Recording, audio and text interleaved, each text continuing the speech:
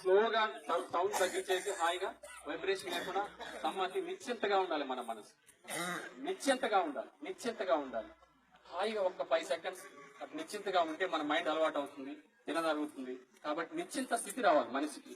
పుట్టినరోజు పండగే అందరికీ, మరి పుట్టింది ఎందుకో తెలిసేది అందరికీ. కళ్ళు మూసుకోండి సార్, హాయి గమనించండి.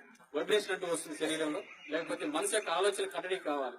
పువ్వెందుకు పుడుతుంది కడలిలో, జడలోనో గుడిలోనో నిలవాలని, ముత్యమేల పుడుతుంది కడలిలో, ముచ్చటగా హారంలో మెరవాలని.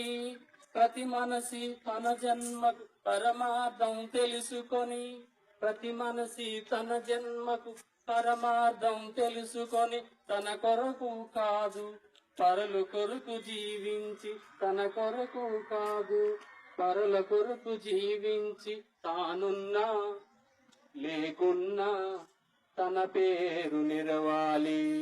పుట్టినరోజు పండగే అందరికీ, మరి పుట్టింది ఎందుకో తెలిసేది అందరికీ.